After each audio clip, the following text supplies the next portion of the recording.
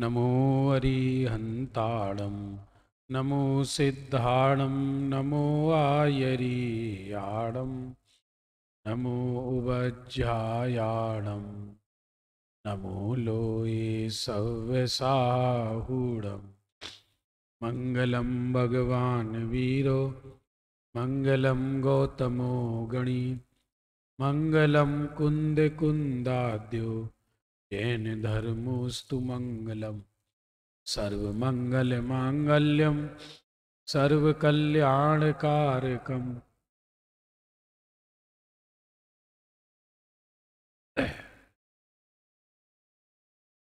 अज्ञानतिमिरान्धानां ज्ञानाञ्जनशलाकया चक्षुरुन्मीलितं येन तस्मै श्रीगुरवे नमः।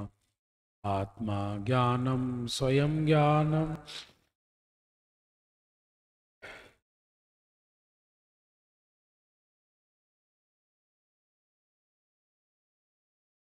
निज स्वरूप को परम रस जामे भरो अपार बंदों परमानंद में समय सारे अविकार कुंद कुंद मुनि चंदवर अमृत चंद्र मुनि इंद आत्मरसी बानारसी बंदों पदे अरविंद।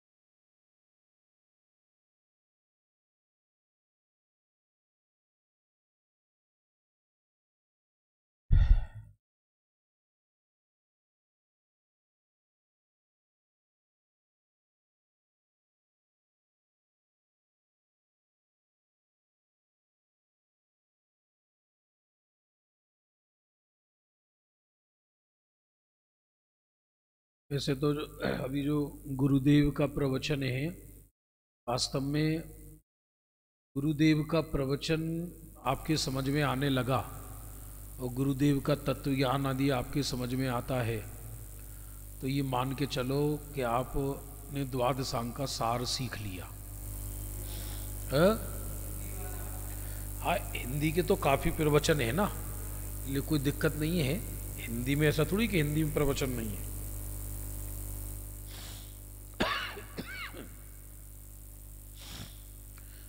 माने मेरी तो ये सोच है कि अकेला गुरुदेव तुम्हारे समझ में आ गए तो जैन धर्म का सार प्राप्त कर लिया और आप उच्च कोटि के विद्वान बन गए। और यदि गुरुदेव समझ में नहीं आई और दुनिया भर के चारों अनुयोगों का सर पे भार है तो पंडित नाम तो कहोगे लेकिन ना जीवन का सार खुद ग्रहण कर पाओगे न दूसरों को बता पाओगे। अन्य का निषेध नहीं है, लेकिन मूल बात है ये कि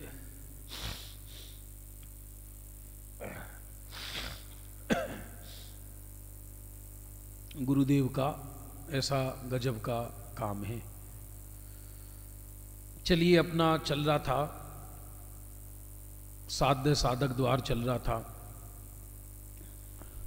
और साध्य साधक द्वार में 36 नंबर में शुद्ध अनुभव से मोक्ष और मिथ्यात्व से संसार है। शुद्ध अनुभव से मोक्ष और मिथ्यात्व से संसार है, ये बताते हैं। चाक सो फेरत जाको संसार निकटे आयो पायो जिन सम्यक मिथ्यात नाश करी नेरे दुंद मन सासु भूमि साध ली निज कीनी मोखे कारण अवस्था ध्यान सोई शुद्ध अनुभव अभ्यास अवि गयो ताको करम भरम रोग गरी मिथ्यामति अपनो स्वरूप ना पिछाने डोले जग जाल में अनंत काल भर के डोले जग जाल में अनंत।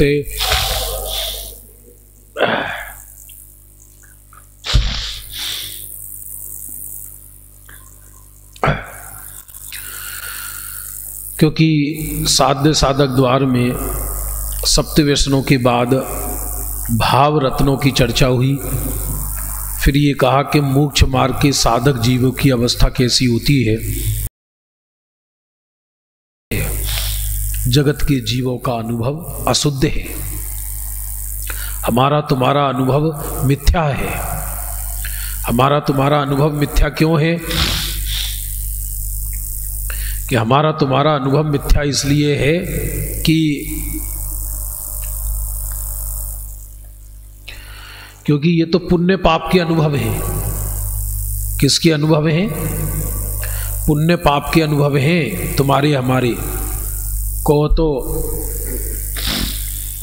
अब एक पुराने बड़े बूढ़े का ये अनुभव है, मेहनत करने से पैसा आता है, उन्होंने मेहनत की होगी। और एक राजा के घर में पैदा हुआ, उसको ये अनुभव है कि खाली पड़े रहो सोते रहो तो पैसा आता है। अब बोलो आप क्या करोगे? जगत के किसी भी अनुभव को सही या गलत कैसे कहा जा सकता है? जगत के किसी भी अनुभव को सही या गलत कैसे कहा जा सकता है?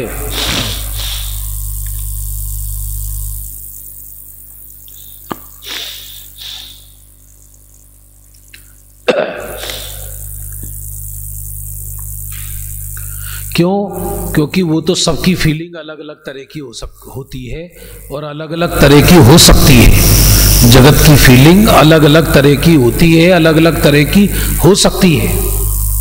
एक विद्यार्थी बहुत मेहनत करने पर भी सप्लीमेंट्री में पास होता है ग्रेस देकर, और एक विद्यार्थी बिना ग्रेस कम पढ़कर भी फर्स्ट डिवीजन लाता है। तो फिर अनुभव कैसे सही बैठे? अब जो मेहनत करके भी फेल हुआ है वो कहता भैया पढ़ाई के लिए भैया लोहे के चना चबाना है भाई, बहुत मेहनत है भाई, बहुत दिन रात एक करना पड़ता है भाई। और जिसकी बुद्धि तेज है वो ये कहता क्या है इसमें पढ़ाई लिखाई में, चलते चलते फर्स्ट डिवीजन आ जाती है। जगत के सारे अनुभव गलत हैं।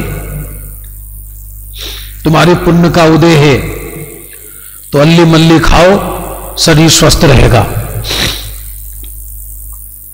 अल्ली मल्ली खाओ, शरीर स्वस्थ रहेगा।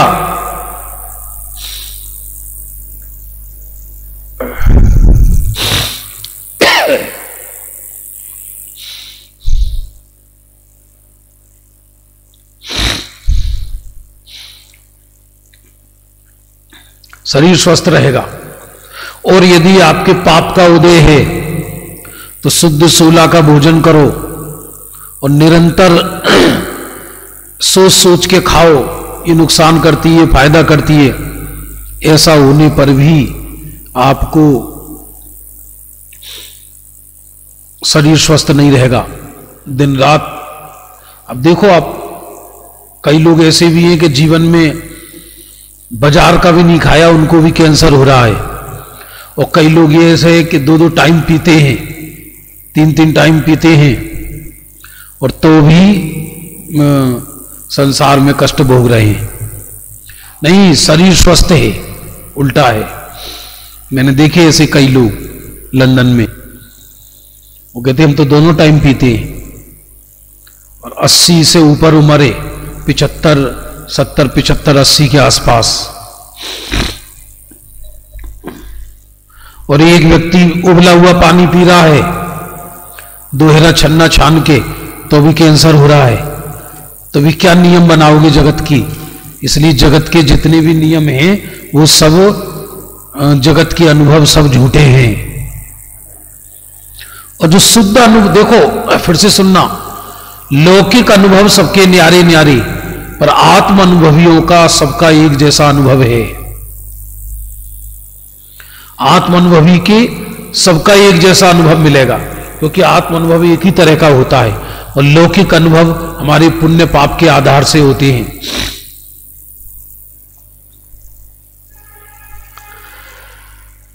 चाक सो फिरत जाको संसार निकट आयो, पायो जिन सम्यक मिथ्यात नाश करे की। ये व्यक्ति चक्र जैसा फिर रहा है।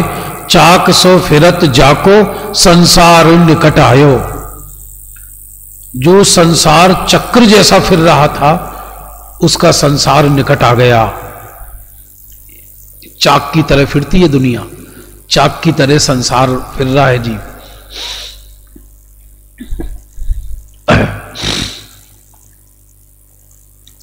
तो जो संसार इस जीव का चक्र की तरह भ्रमण कर रहा था, चाक सो फिरत जाको संसार निकट आयो, जिसका संसार निकट आया, पायो जिन सम्यक मिथ्यात नाश करके, जिन्होंने मिथ्यात्व का नाश करके सम्यक दर्शन की प्राप्ति करी।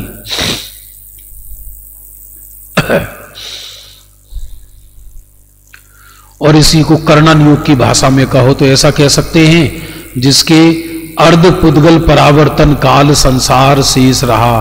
क्या कहा? जिसके अर्ध पुद्गल परावर्तन काल संसार शेष रहा।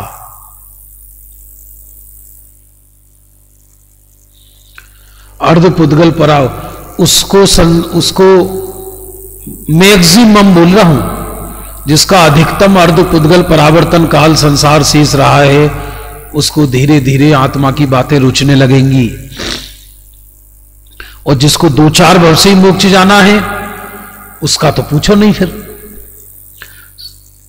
पायो जिन सम्यक मिथ्यात नाश करके, निर्द्वंद मनसा सुभूमि साध लीनी जिन, चाक सो फिरत जाको संसार निकट आयो, पायो जिन सम्यक मिथ्यात नाश करके, जिसने सम्यक दर्शन की प्राप्ति की मिथ्यात्व का नाश करके। और निर्द्वंद मनसा सुभूमि साध लीनी जिन, कीनी मोखे कारण अवस्था ध्यान धर के। निर्द्वंद मनसा सुभूमि साध लीनी जिन, जिनने मन के द्वारा निर्द्वंद भूमि की साधना कर ली, जिन्होंने मन के द्वारा निर्द्वंद भूमि की साधना कर ली।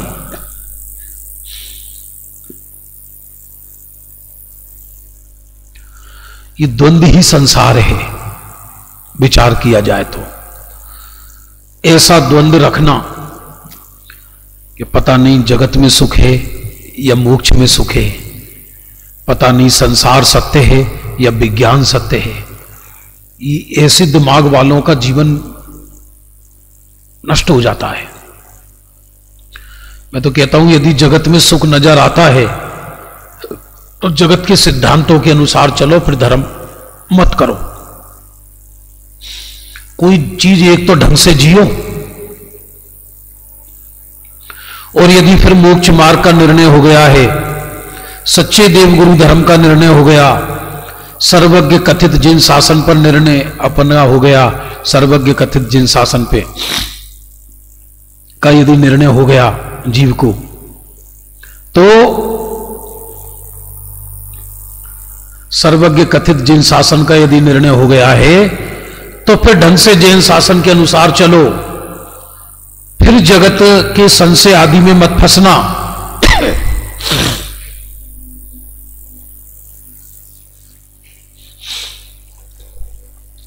जगत के संशय आदि में मत फंसना। फिर और संशय यही द्वंद्व है, ऐसा है या ऐसा, ऐसा है। पैसा पुण्य से आता है या मेहनत से, बोलो। अब इसमें अंदर द्वंद्व चलना कि नहीं मेहनत से तो कैसे आ जाएगा, पुण्य से, इसी का नाम संसार है। और जब तक जीव के चित्त में द्वंद्व है, शल्य है, तब तक मिथ्या दृष्टि है, अज्ञानी है, संसारी है, महाकष्ट भोगेगा जगत में। निर्द्वंद मन सासु भूमि साधे लीनी जिन, जिसने निर्द्वंद मन से निर्द्वंद भूमि माने आत्मा की साधना कर ली, कीनी मोख कारण अवस्था ध्यान करके, और मोक्ष का जो कारण है वो निर्द्वंद रूप अवस्था है, अर्थात रत्नत्रय। तो मोक्ष के कारण रूप जो अवस्था ध्यान है उसको धारण किया, अर्थात ज्ञान ने स्वरूप को लक्ष्य में लिया, आत्मा को लक्ष्य लिया। सोई शुद्ध अनुभव अभ्यासी अविनाशी भयो, गयो ताको करम भरम रोग गरी। सोई शुद्ध अनुभव अभ्यासी अविनाशी, गयो ताको करम भरम रोग। सोई शुद्ध आत्मा के अनुभव का अभ्यास करके अविनाशी भयो, अविनाशी हो गया। गयो ताको करम भरम रोग करके इसका कर्म चला गया और भ्रम रोग मिट गया। देखो, शरीर का रोग तो आत्मा का रोग है नहीं, दुनिया में एक ही रोग है। कौन से रोग है? भ्रम रोग। मैं शरीर वाला हूं, ये भ्रम रोग है। मैं शरीर वाला हूं, ये भ्रम रोग है।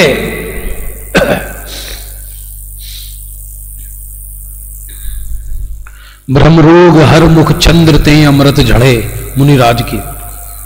भ्रम मिट गया, उसका संसार मिट गया। जिसका भ्रम मौजूद है उसका संसार मौजूद है। नेरे दुंद मन सासु भूमि साध लीनी जिन, की निमोखे कारण अवस्था ध्यान धर के। उसने मोक्ष के कारण रूप अवस्था का ध्यान किया।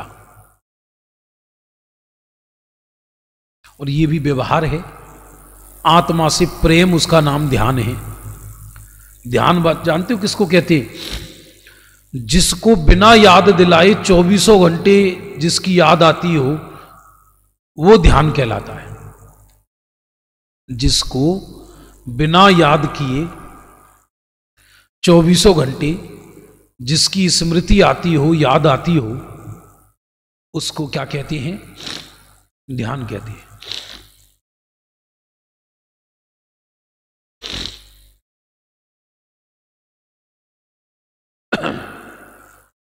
और सोई शुद्ध अनुभव अभ्यासी अविनाशी भयो, गयो ताको करम भरम रोग गर के।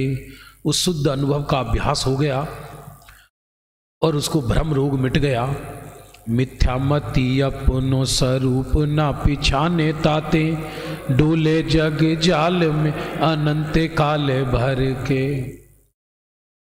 मिथ्या दृष्टि जीव संसार में अपना स्वरूप नहीं पहचानता। मैं कौन हूं, कहां से आया हूं, मेरा क्या स्वरूप है। डोले जग जाल में अनंत काल भर के। जग जाल में केवल डोलता है, अनंत काल को भरता हुआ।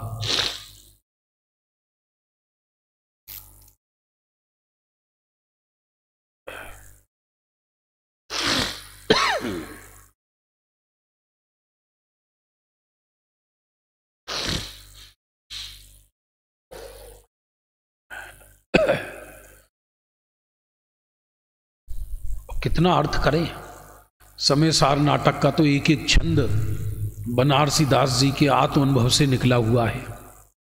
हमको ऐसा लगता है मिथ्या दृष्टि संसार में घूमता है और खुद को सम्यक दृष्टि मानता है। डोले जग जाल में अनंत काल भर के, अनंत काल तक संसार में भ्रमण करता रहता है। अब यहां से देह छूटे, पता नहीं व्यक्ति का क्या होगा, कहां जाएगा। और कैसी कैसी स्थिति है जगत की, कल्पना करोगे तो कांप जाओगे, सिहर जाओगे। ऐसी ऐसी पाप भरी स्थितियां हैं दुनिया में। देखिए अर्थ, चाक के समान घूमते घूमते जिसके संसार का अंत निकट आ गया। चाक के समान घूमते घूमते जिसके संसार का अंत निकट आ गया, और जिसने मिथ्यात्व का नाश करके सम्यक दर्शन प्राप्त किया है, जिसने राग द्वेष छोड़कर मन रूप भूमि को शुद्ध किया, मन की शुद्धता क्या है? राग द्वेष नष्ट होना, यही मन की शुद्धता है। ध्यान के द्वारा अपने को मोक्ष के योग्य बनाया है, वही शुद्ध अनुभव का अभ्यास करने वाला अविचल पद पाता है और उसके कर्म नष्ट हो जाते हैं। वे अज्ञान रूपी रोग हट जाता है, परंतु मिथ्या दृष्टि अपने स्वरूप को नहीं पहचानते। इससे वे अनंत काल पर्यंत जगत के जाल में भटकते हैं और जन्म मरण के चक्कर लगाते हैं। पढ़ लीजिए एक बार इस छंद को।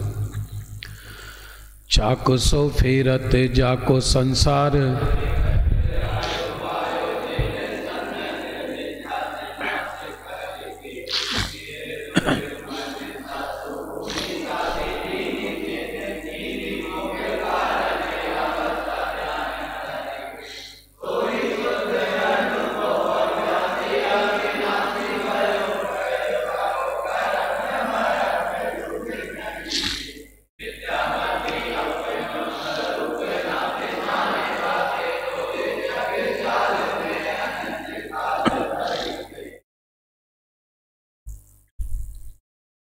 अब आत्म अनुभव का परिणाम बताते हैं।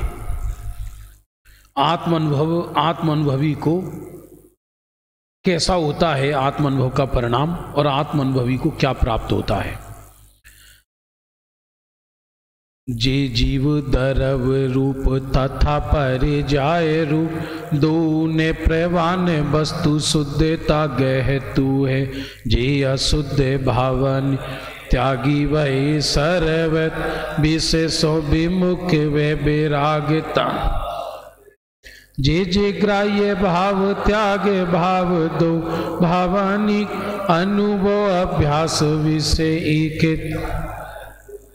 ते ज्ञान क्रिया के आराधक,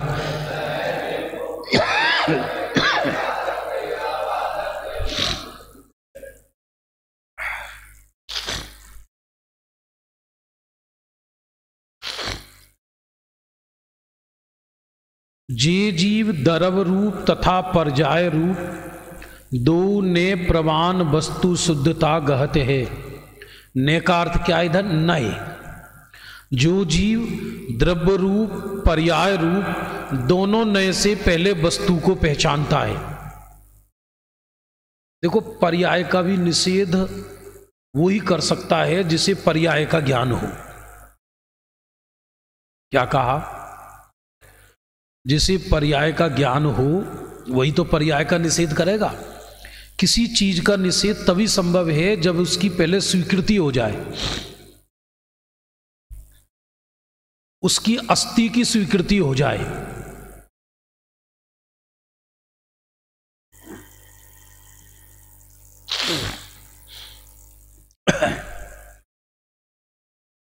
अब जिसकी अस्थि की स्वीकृति नहीं है उसका निषेध कैसे करोगी?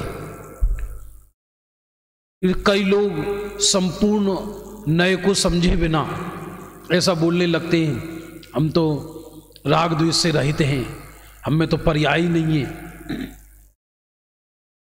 तो पर्याय का सच्चा ज्ञान हुए बिना पर्याय का निषेध नहीं होती। राग द्वेष का ज्ञान हुए बिना राग द्वेष का निषेध नहीं होता। पहले दोनों नयों से वस्तु को समझना कि द्रव्य रूप वस्तु ऐसी है और पर्याय रूप वस्तु ऐसी है, ज्ञान से। अब उसमें फिर ये समझा कि जो द्रव्य रूप अवस्था है मेरी, यही मेरी शाश्वत है, यही मैं हूं। पर्याय तो क्षणिक है।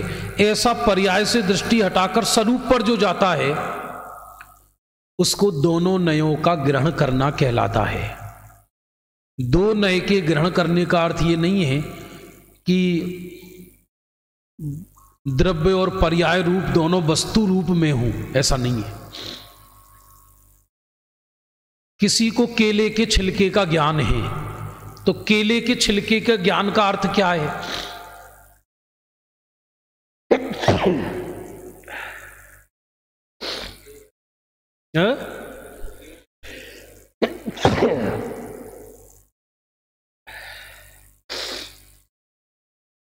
तो हो गई भैया फिर से।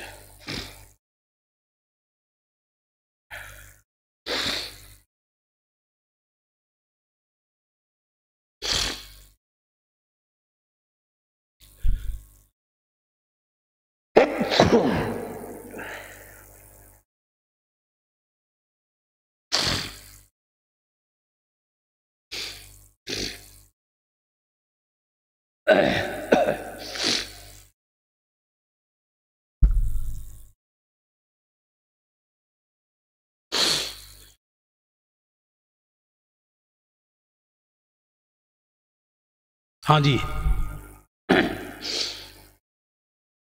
केले के छिलके के ज्ञान का क्या अर्थ है? हाँ, ये छिलका है, खाने योग्य नहीं है। तो पर्याय के ज्ञान का अर्थ क्या है?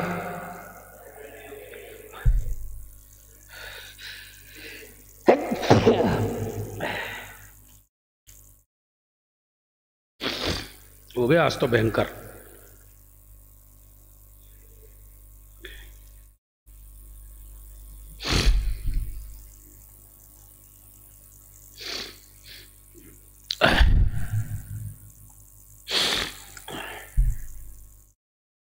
अब कोई ये कहे कि ये केले का छिलका, इसका ज्ञान नहीं करना, कि नहीं ये नहीं, ज्ञान नहीं करोगे तो ये कैसे कहलाएगा कि ये केले का छिलका है?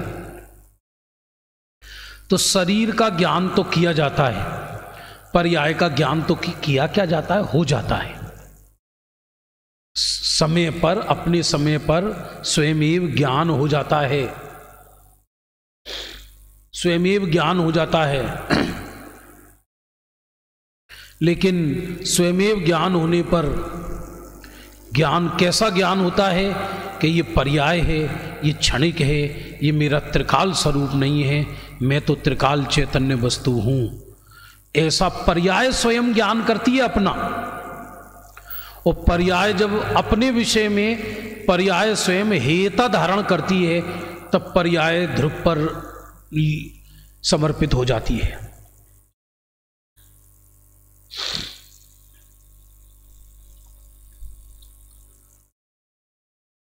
इसका नाम है दोनों नयों का ग्रहण।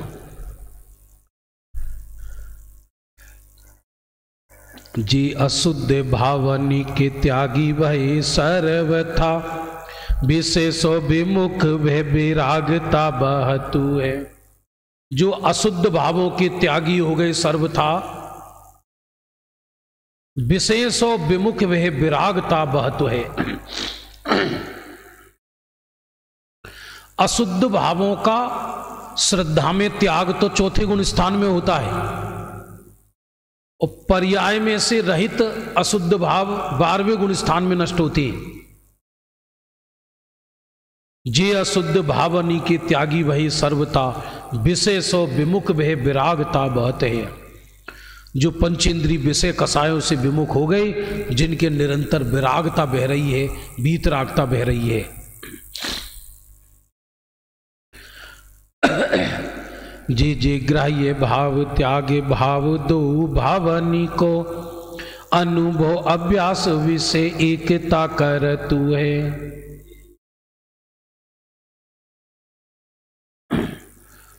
तो जे ग्राह्य भाव, जो जो ग्रहण करने योग्य भाव हैं उनको ग्रहण कर लिया, और जो त्यागने योग्य भाव हैं उनको त्याग दिया। ऐसा जीव ही आत्मा का अनुभव कर सकता है। अनुभव अभ्यास विषय एकता धरत हुए। ऐसे आत्मानुभवी जीव एक साथ दोनों नयों का ज्ञान करते हैं। और ते ज्ञान क्रिया के आराधक सहज मुख, मार्ग के साधक आवाधक महतु है। वे ज्ञान क्रिया के आराधक, सहज मोक्ष के साधक हैं, और मार्ग के साधक हैं, और बिना बाधा के उनको मोक्ष मार्ग प्राप्त होता है। 37वां छंद हुआ, ये पढ़ लीजिए फिर से एक बार। जे जीव दरव रूप तथा परे,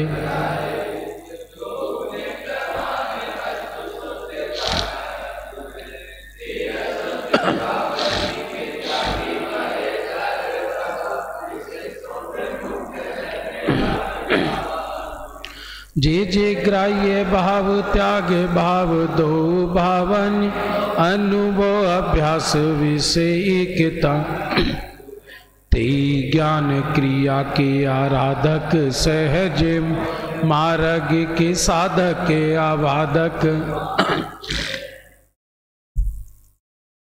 अब ज्ञान क्रिया का स्वरूप बताते हैं आचार्य। ज्ञान क्रिया किसे कहते हैं?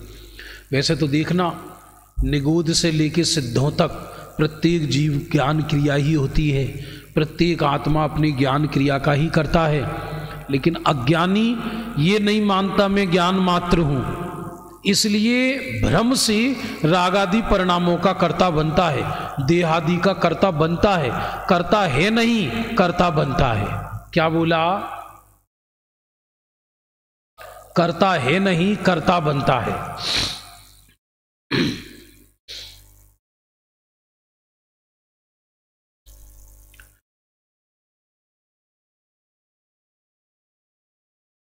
विनाश, विनाशी शब्द है ये, विनसी, विनसी शब्द है ये, विनाश नहीं है। विनसी अनादि अशुद्धता होई शुद्धता पोता परिणति को बुद्धे कहें ज्ञान क्रिया सोमो। विनसी अनादि अशुद्धता, अनादि की अशुद्धता विनष्ट हो गई, होई शुद्धता पोख और शुद्धता का पोषण होने लगा। ता परिणति को बुद्ध कहें, ऐसी परिणति को बुद्ध माने सम्यक ज्ञान ही ज्ञान क्रिया कहते हैं। देखो, निश्चय से ज्ञान क्रिया का अर्थ अलग है और व्यवहार से ज्ञान क्रिया का अर्थ अलग है। व्यवहार से तो प्रत्येक संसारी जीव को ज्ञान क्रिया हो रही है, पर निश्चय से जिसके अशुद्धता मिट गई और शुद्धता प्रकट हो गई, ऐसी परिणति को ज्ञान क्रिया कहा है। समय सार में कर्ता कर्म अधिकार में अमृतचंद्र आचार्य देव ने एक उत्थानिका लिखी और उसमें कहा ज्ञान मात्रात एव बंध निरोधा, ज्ञान मात्र से बंध का निरोध होता है। क्या लिखा? ज्ञान मात्र से बंध का निरोध होता है। ज्ञान मात्र से बंध का निरोध होता है। जो ज्ञान मात्र से बंध का निरोध होता है तो ज्ञान तो सबके है, फिर सबके बंध का निरोध हो जाए। प्रश्न समझ में आया नहीं आया? ज्ञान मात्र से बंध का निरोध होता है तो एक इंद्री, दो इंद्री, तीन इंद्री, चार इंद्री, इन सबके ज्ञान मात्र से बंध का निरोध होता है तो फिर तो एक इंद्री के भी केवल ज्ञान हो जाना चाहिए, एक इंद्री को मोक्ष हो जाना चाहिए। हाँ, यहां ज्ञान क्रिया का अर्थ है सम्यक ज्ञान। यहां ज्ञान क्रिया का अर्थ है शुद्ध परिणति, वीतराग परिणति का नाम ज्ञान क्रिया है। जिसके वीतराग परिणति प्रकट नहीं हुई उसको ज्ञानी होने पर भी ज्ञान क्रिया नहीं कहा। देखो, अलग अलग अपेक्षाएं। टोडरमल जी ये कह रहे हैं ज्ञान से निर्जरा का संबंध नहीं, निर्जरा का संबंध वीतरागता से है। और समय सार में कह रहे हैं कि ज्ञान से ही बंध का निरोध होता है। बोलो आप, दोनों में अंतर हो गया नहीं हो गया? समय सार में जहां ये लिखा ज्ञान से बंध का निरोध होता है, वहां ज्ञान का अर्थ छह उपसम ज्ञान नहीं, वहां ज्ञान का अर्थ है वीतराग भाव सहित ज्ञान। और जहां टोडरमल जी कहते हैं कि ज्ञान से बंध का संबंध नहीं है, बंध और निर्जरा का, उसका अर्थ है कि वीतराग भाव से बंध और निर्जरा होती है। ज्ञानी लोग कहते हैं कि अनादि काल की अशुद्धता के नष्ट होने और शुद्धता के पुष्ट होने की परिणति ज्ञान क्रिया है, उसी से मोक्ष होता है। ज्ञानी लोग कहते हैं कि अनादि काल की अशुद्धता के नष्ट होने और शुद्धता के पुष्ट होने की परिणति ज्ञान क्रिया है, उसी से मोक्ष होता है, अन्य किसी से मोक्ष नहीं होता।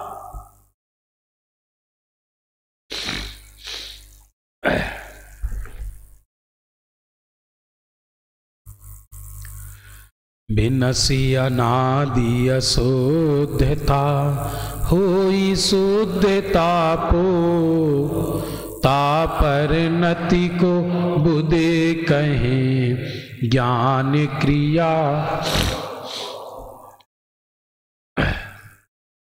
अब सम्यक्त से क्रमशः ज्ञान की पूर्णता होती है, ये बताते हैं।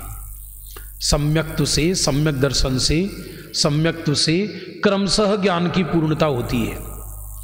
देखो, सम्यक दर्शन क्रम से पूर्ण नहीं होता, सम्यक दर्शन एक साथ होता है, और ज्ञान और चारित्र का विकास धीरे धीरे होता है। सम्यक दर्शन में क्रम नहीं पड़ता। चौथे गुण स्थान में पूर्ण सम्यक तो हो गया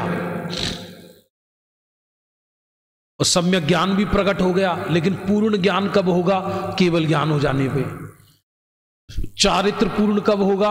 कि 12वें गुण स्थान में। जगी शुद्ध समकित कला बगी मोख मग जोई बहे करम क्रम क्रम पूरन हो जाके घटे सी दशा साधकता को जैसी जो दीपक धरे सो उजियार। जगी शुद्ध समकित कला बगी मोख मग जोई। बगी का अर्थ कहा चलना। गांव में कहते ना बग्गी, बग्गी आ गई, तो बग्गी क्यों अर्थ किया गया उसको? जो चले सो बग्गी, बग बग बग बग करके चलती है। जगी शुद्ध समकित कला बगी मोख मगो जोई। शुद्ध समकित कला जाग गई और बगी मोख मग जोई, मोक्ष मार्ग पर जीव चलने लगा। और बहे कर्म चूरन करे क्रम क्रम पूरन हुई। वह कर्मों का चूरा कर देता है और क्रम क्रम से उसका ज्ञान और चारित्र पूर्ण हो जाता है।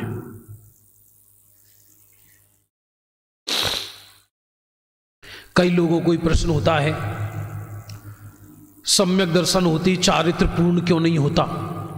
यदि सम्यक दर्शन होते ही चारित्र पूर्ण होने लगे तो संसार में क्रम नहीं पड़ेगा, फिर 14 गुण स्थानों की जरूरत नहीं पड़ेगी। यदि सम्यक दर्शन होते ही चारित्र पूर्ण हो जाए तो फिर तो दुनिया में 2 ही गुण स्थान होंगे, या तो पहला और फिर सीधा 13वां। क्योंकि सम्यक तो होते ही केवल ज्ञान हो जाए, चारित्र पूर्ण हो जाए, फिर तो श्रावक अवस्था नहीं रहेगी। हाँ, क्रम नष्ट हो जाएगा पूरा मोक्ष मार्ग का। फिर एक और है आफत, फिर नरक में भी समोषण बनाना पड़ेगा। जैसी नारकी को सम्यक तो होगा वहीं केवल ज्ञान कराना पड़ेगा। फिर त्रियंचों के भी केवल ज्ञान करना पड़ेगा। जैसी सम्यक्त को त्रियंच हुआ, मतलब त्रियंच को सम्यक्त हुआ, वैसे ही उसको केवल ज्ञान होना चाहिए। फिर यदि चारित्र में क्रम ना पड़े